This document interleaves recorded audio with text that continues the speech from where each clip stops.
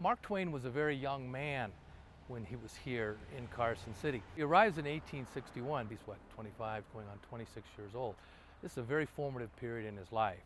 And it's the experiences he has here, all the things he does, and then the things that he writes, and then the notoriety that he gets beginning in San Francisco and New York City. This laid the foundation for the man who would become one of the greatest writers in American history. Samuel Clemens came with his brother Orion Clemens on August 14, 1861.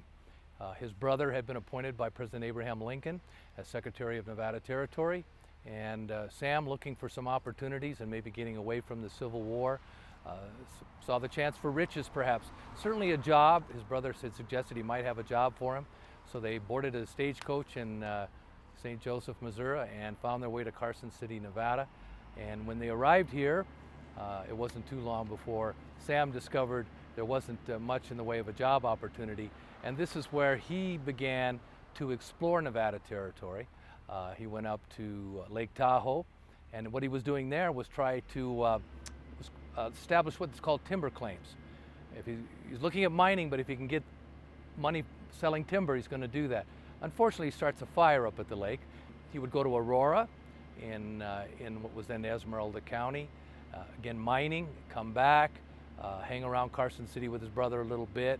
Then he'd go up to later in the year after the first territorial session, where he found some work covering the session. He went out to Unionville in Humboldt County looking for silver mines. He's always looking to make money. I mean, this is one thing about Sam Clemens is how do I get rich quick? And of course, it's very, very elusive for him.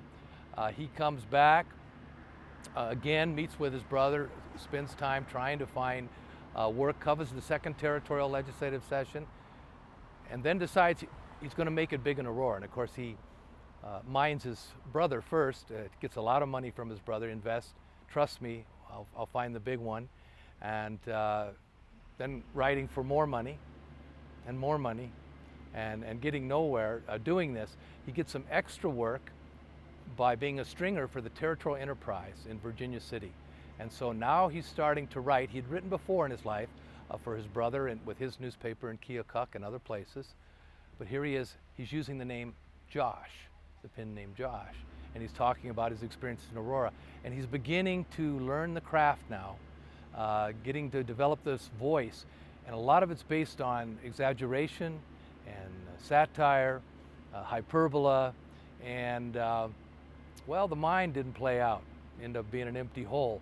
But the Territorial Enterprise says, hey, come to Virginia City and make your way, and we'll give you a full-time reporter's position.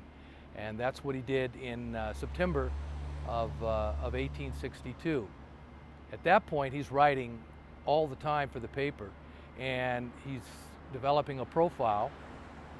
He's also writing some stories that people are enjoying and getting some attention. He's starting to make a name for himself. We're here today in front of his brother's house, Orion Clemens. He would find his way back here before his brother lived here and get the name Mark Twain. Now, where did that come from? Before he came to Nevada Territory, he worked on the Mississippi River, and he became a steamboat captain. And the term Mark Twain is 2 fathoms, okay, deep. They would, plumb the water, and so that for the draft of the steamboat, and they would say Mark Twain. Well, he liked that apparently when he came here. This is the story that's generally accepted. There's another story about him having a tab at the bar, and if he had someone with him, he'd say Mark Twain, Mark II, put it on my tab. I think they do that up in Virginia City for tourists, but I think the generally accepted point of view from scholars is Mark Twain from being a steamboat captain. So here he is. He's writing for the Territorial Enterprise, January 31st, 1863. First time he puts Mark Twain, and it's published there in February 3rd of 1863. From then on, he is Mark Twain. And his stock would grow as his stories would be picked up. It wouldn't be just in Virginia City. A newspaper in Aurora would pick it up, and newspapers in Sacramento would pick it up, and newspapers in San Francisco, mostly in the western United States, through the use of the telegraph. And he's very, very funny, although he says some things that they don't know if it's the truth or not. Are they hoaxes? He has one story about a family not far from Carson City, just east of town here, where the father goes berserk, kills the whole family over stock fraud, okay, scalps his wife, and brings her scalp into town when he turns himself in. It's horrible. It's horrible. Everybody printed it as though it was news. And he says, well, no, I told you, I gave you a hint here. A lot of people, he made some enemies because sometimes he didn't really give it away. And so I want to capture Mark Twain. He's pursuing money. He likes to play games, hoaxes. He likes to manipulate perception. People enjoy his writing, but they don't know sometimes when he's telling the truth or not. He got himself in trouble here in Carson City with a women's organization called, they were promoting the Sanitary Fund. It was like the precursor to the Red Cross for Union soldiers, getting them money and for their medical needs. And he said, well, some of that money is going to a miscegenation society back east, interracial mixing. Wow, that is very tough stuff to accuse anybody of at that time. Of course, he's from Missouri, and he has his own kind of racial ideas and dynamics that'll play out in Huckleberry Finn. But those women take exception, and their husbands take exception. And he also says, with a rival newspaper editor, that well, they haven't been paying towards the fund. They're not coming through with their money. Well, again, he said, I didn't mean that to be published. When everything goes crazy, now he's backing off again. I didn't mean that. Shouldn't have happened. There are a lot of people so upset. There's some talk of a duel. In fact, he gets in it with the other Virginia City newspaper editor, and he essentially challenges him to a duel, impugning my integrity. Of course, he doesn't plan to do it. I don't think he had the guts to do it. Ultimately, things got so hot, he hightailed it out of Nevada Territory on May 29, 1964, and went to San Francisco. So he was here between August 14, 1861, and May 29, 1864. And in that time is when Sam Clemens became Mark Twain, not only in name, but where he got that voice. It was the crucible, the experiences. And he was getting attention when he met Artemus Ward in 1863 on a tour. Ward was making a tour. He introduced him to the New York City audiences in the Mercury. Okay, he's being published in the Golden Era in San Francisco. So this is the beginning of Mark Twain. After Mark Twain left Nevada Territory under a cloud on May 29, 1864, and went to San Francisco, and got himself in trouble down there, by the way, he went to the Hawaiian Islands, the Sandwich Islands, and with his experience there, people wanted him to tour and share that experience. Now, the first time he ever spoke for a paid audience was here in Carson City at the Presbyterian Church, just south of here, and raised money to complete the church, which his brother, Orion, was a trustee in that church. Well, now he's looking at the big bucks and going through the mining towns of California, the mother lode, and then coming to Virginia City and Carson City. So he came back in 1866 for the first time since he hightailed it, and there were some people who wanted to play a little trick on Sam up on what's called the Divide near Virginia City and on the Comstock, and they robbed him. They robbed him of his watch, and he was incensed. He was so angry. You know, this was so terrible. And then his friends returned his watch, and he was even angrier. He could dish it out, but he couldn't take it. And that Mark Twain always had a little soft spot that way, that it was easier for him to play with people, but he didn't like to be played with himself. That incident up on the Divide is one of the great incidents that kind of show Mark Twain's temperament, you know, because he was quick to anger, and he didn't like people playing with him. So he came back one other time.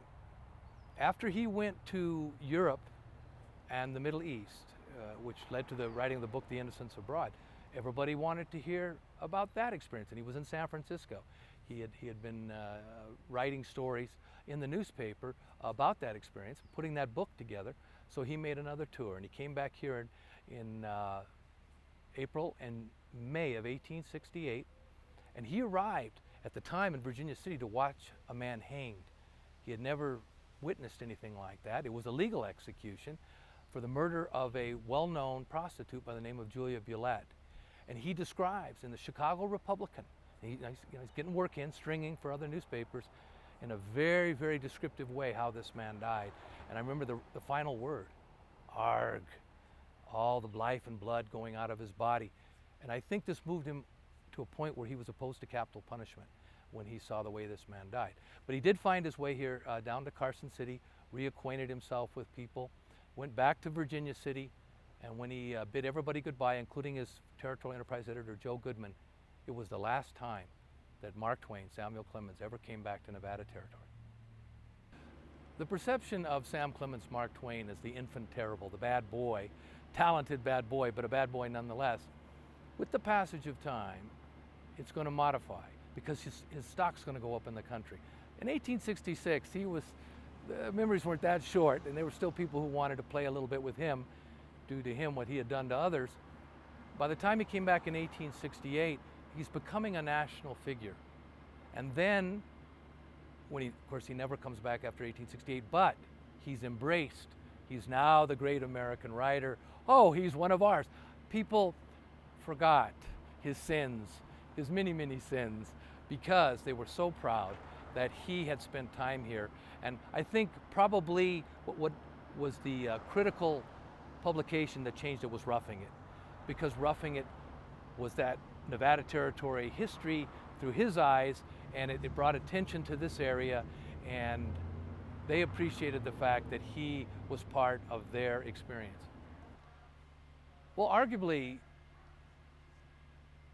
Mark Twain, in the way he's perceived today, and I played a role in his induction into the Nevada Writers Hall of Fame, I consider him, in terms of stature, the greatest American writer that ever found his way through Nevada. We've had some great writers here, Nevada related, but when you look at the pantheon of great writers and you think of Mark Twain, I would like your listening audience to think of Nevada.